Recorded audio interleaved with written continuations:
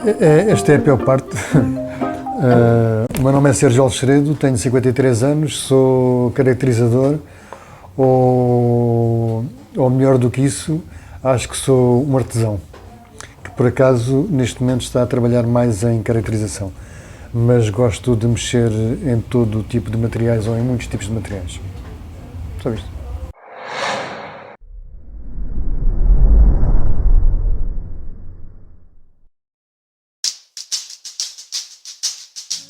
Para já desde puto, porque qualquer coisa que tivesse a ver com arte e com criatividade eu sempre me interessei por várias disciplinas. E depois o que me marcou para a caracterização foi mesmo o ET.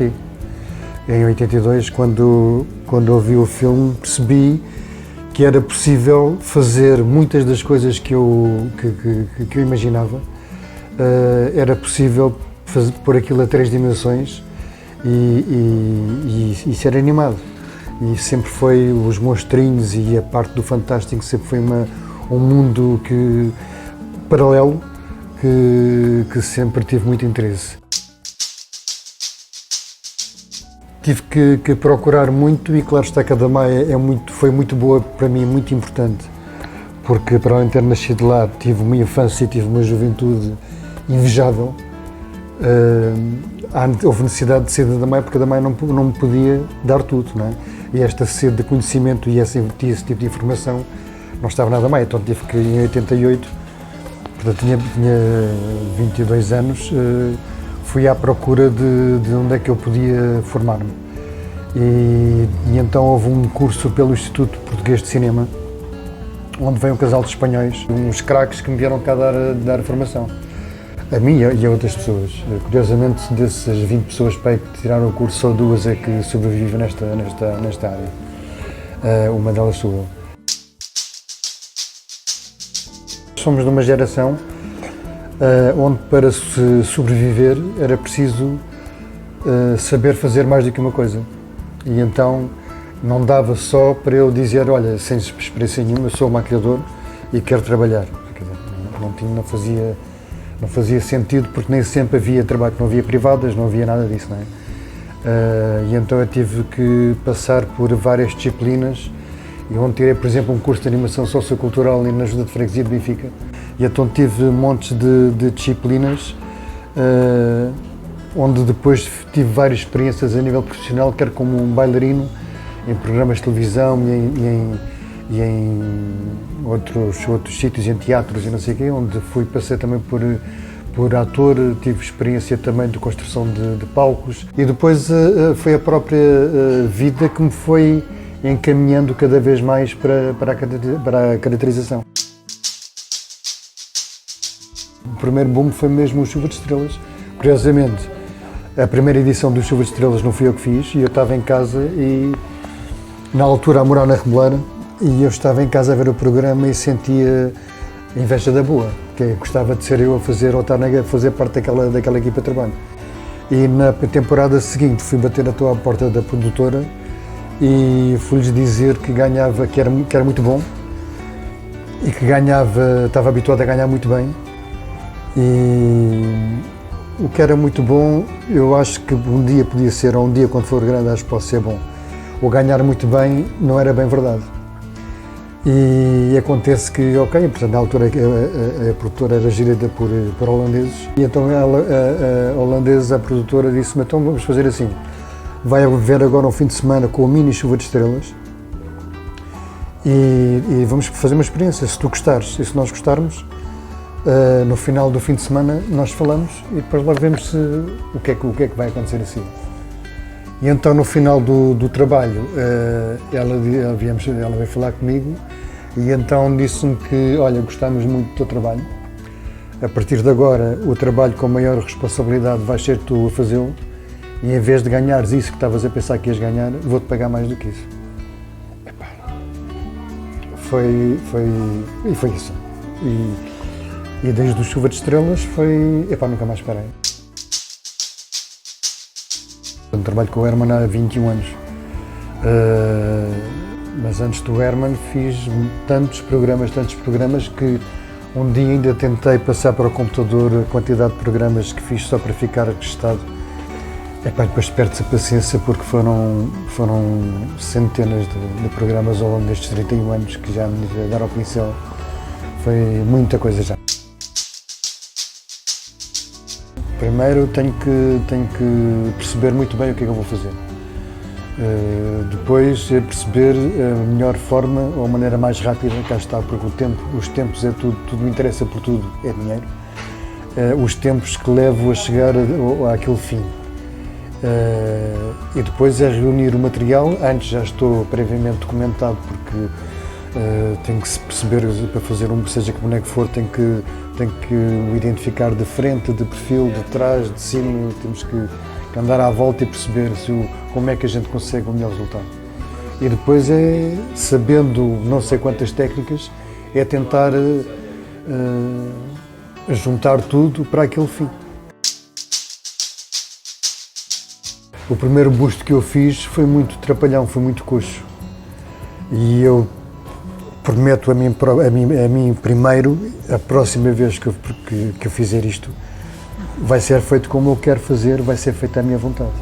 Não dá para ser feito numa hora, tem que ser feito em 3 horas, não dá para ser, e tem que ser feito como deve de ser. Houve um crescer do busto muito grande, a partir do momento em que, para fazer o busto, é preciso esculpir a cabeça do busto como deve de ser, é preciso construir a calote para ele ficar careca, e é preciso tapar as sobrancelhas, e é preciso depois fazer todas as pinturas. Então, para fazer este trabalho que seja viável e que seja feito em 3 horas, é preciso eu mais uma colega minha, e é preciso ter as 3 horas de trabalho, e é preciso ter todo o material necessário para aquilo crescer. E claro está, quando temos tempo e quando temos as condições para fazer as coisas, e com a informação que nós temos hoje em dia, a tendência é crescer e fazer cada vez melhor. Pelo menos o espírito é sempre esse, porque o espírito não vale a pena ser só mais um. Temos que arriscar, temos que investir, temos que tentar fazer cada vez melhor, e só assim é que a gente cresce. Esse tipo de formato de programa de televisão já tem não sei quantos anos, não é? Depois mudam os atores, mudam os textos, mudam os conteúdos, mudam as atualidades, não é? Mas é um registro de programa de entretenimento que já não é original, quer dizer, são filhos dos filhos dos filhos dos filhos, não é? São derivados. E a caracterização, se a gente olhar para os programas que eu fazia e que outras pessoas faziam há 20 ou 30 anos atrás, se olhares para os bonecos, aí, e também podes olhar para a luz, e também podes olhar para a caracterização, para os cenários, para os decores, podes olhar para muita coisa, mas na caracterização realmente esta porcaria cresceu um bocadinho. Este espaço vai fazer 19 anos e nasceu com a minha mulher, que é a Cátia, que está lá em baixo. E foi numa altura em que eu senti que para mim me fazia sentido e fazia falta eu ter os materiais e as perucas e as barbas e os bigodes e os postiços e as colas e todos os materiais que tanta coisa que tu não fazes a mínima ideia do que está aqui dentro desta loja, e ter um laboratório, uma coisa pequena onde eu pudesse de alguma forma fazer alguns trabalhos, e ter uma bancada de trabalho lá em baixo, ou 2 bancadas de trabalho, e ter os materiais que eu gostava de chegar à prateleira e tirar.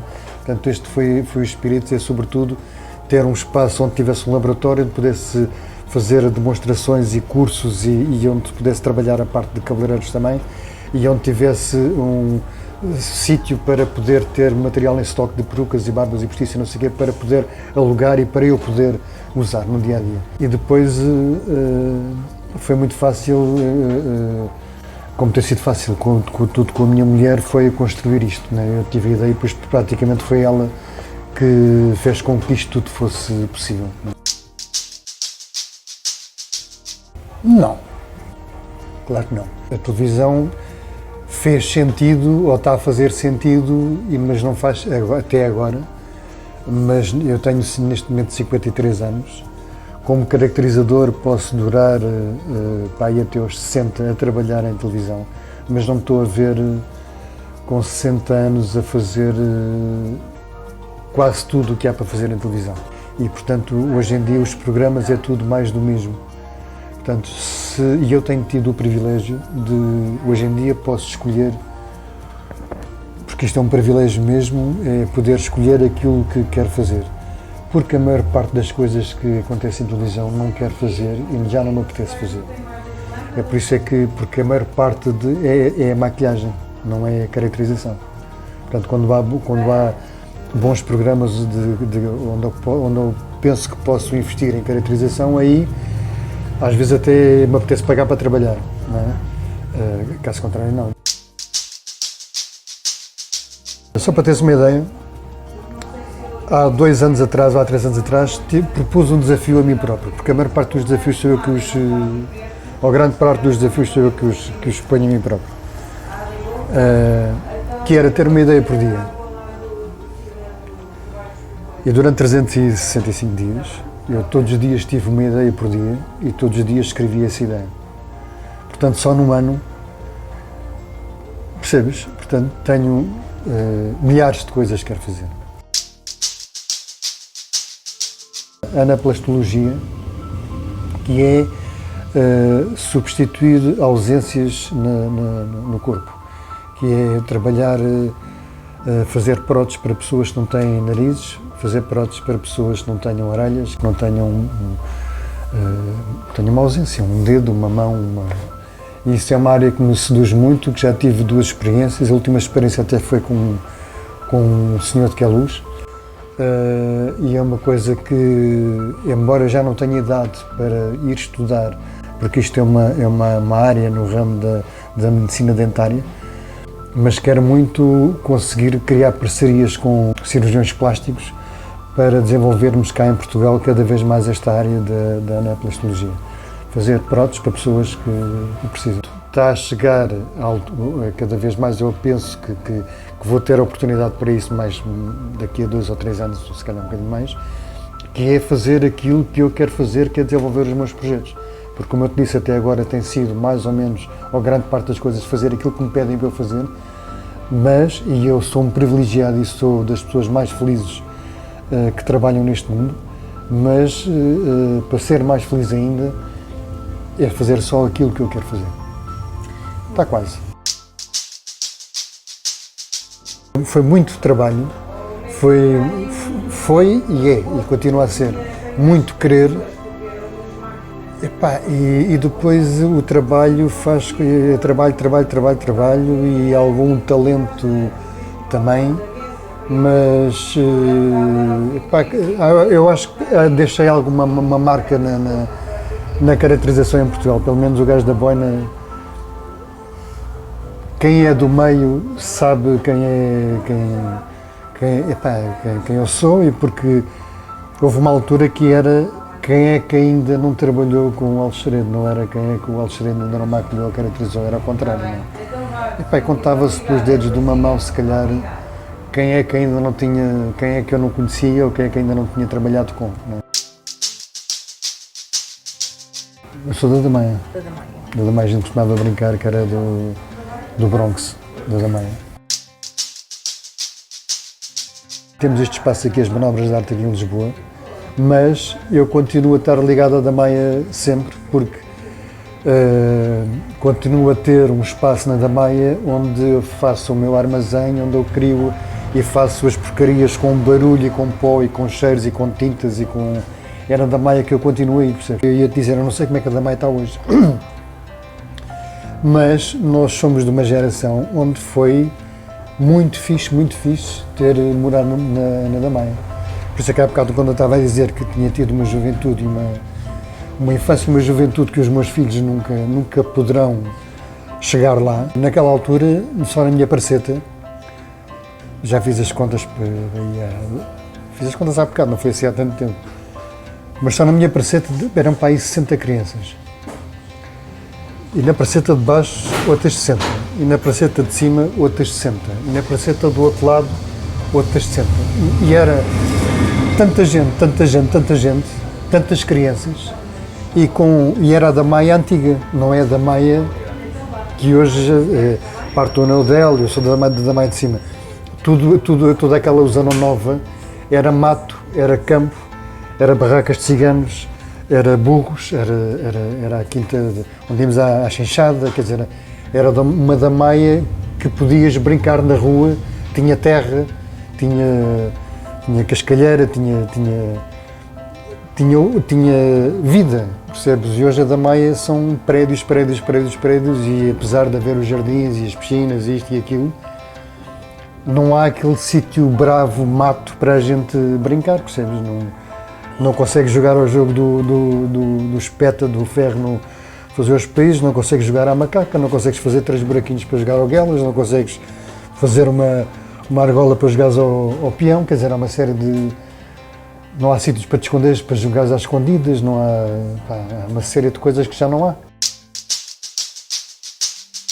Brinquei com... Para já éramos classe média baixa, classe média, não havia pessoas ricas, e havia pessoas pobres, e ser tudo mais ou menos do mesmo extrato, não era mais ou menos do mesmo extrato, mas era tudo muito parecido, toda a gente com muitas dificuldades, percebes?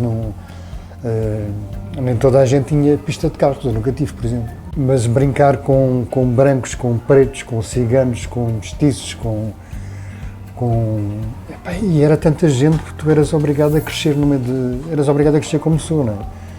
Depois houve uns que ficaram e houve outros que se foram embora, mas aquela base, aquele espaço, aquele tempo, aquelas amizades todas, aquilo fica para a vida, não é? Eu era do Damai Ginásio Clube e houve uma altura da minha vida que aquilo foi muito importante para mim, porque na altura, com 17 anos, criei um grupo de teatro que depois conseguia embebedar outras pessoas e outros jovens, que se chamava o GAME, Grupo de Arte Musical e Expressão, onde éramos nós que fazíamos tudo. Um grupo de teatro amador e um grupo de dança amador e um grupo de performance amador, e onde fazíamos tudo, desde a caracterização à maquilhagem, aos guarda-roupas, ao cenário, à encenação, às coreografias. E isso ainda durou para aí 2 ou 3 anos e ainda fomos atuar a várias freguesias.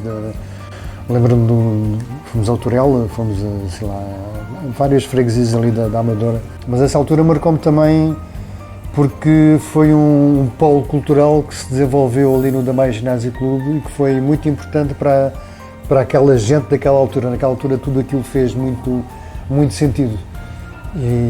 E foi desde aí que eu percebi que a minha vida futura teria que passar no mundo das artes, em qualquer uma destas áreas, que gosto delas todas. E a caracterização foi a primeira vez foi o primeiro contacto, foi na Damai, sem dúvida nenhuma, foi no Teatro Amador. Não parece... Como é que alta pressão? É alta pressão agora, espera. Não é nada. Há coisas que eu não posso dizer, não é? Quando vou à Damai, vou sempre ao meu segundo estaminé, que é onde eu faço os trabalhos com pó e com cheiro, não sei o quê. E sempre que posso, faço alguns caminhos para me recordar e para olhar, e vou à minha antiga praceta e às vezes encontro pessoas que me chamam Serginho.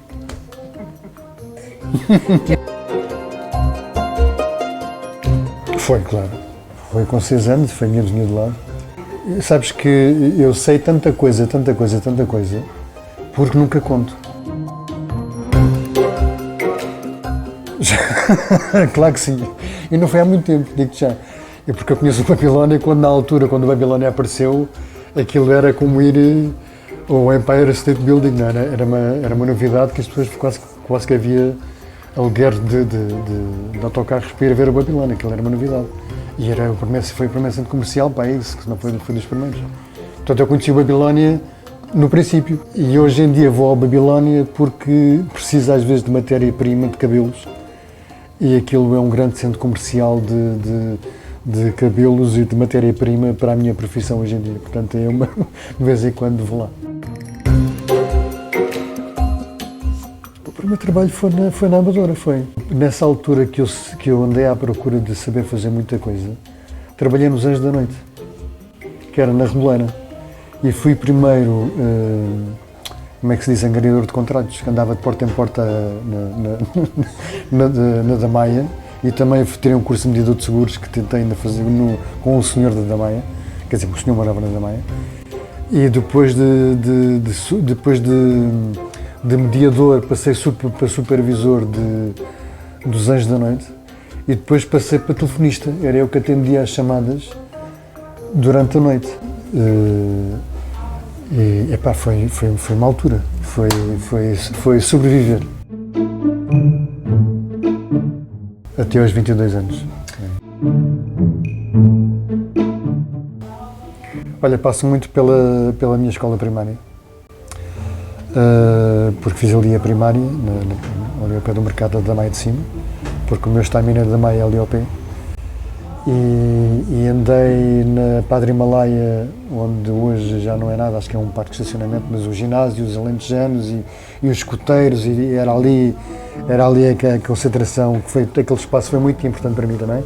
E depois andei não sei o que adorei, ia ter aulas de música aí, e depois lá em cima na Dom João V. Não havia, aqueles prédios todos não havia, era a escola lá em cima e era a Cova da Moura, e não havia nada, né?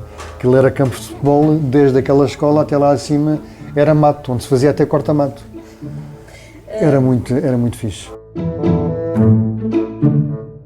É engraçado porque há muita gente que saiu, naquela altura saiu, e agora estão a voltar, né? Hoje em dia já não faz sentido, eu gosto de ir à Damaia, gosto daquilo que me liga à Damaia, que são as pessoas. Mas voltar a Damaia para morar, hoje em dia acho que já não faz muito sentido, porque a minha vida deu uma volta tão grande. Continuo com a necessidade de lá ir, mas toda a minha vida profissional e familiar é tudo feito fora da Damaia.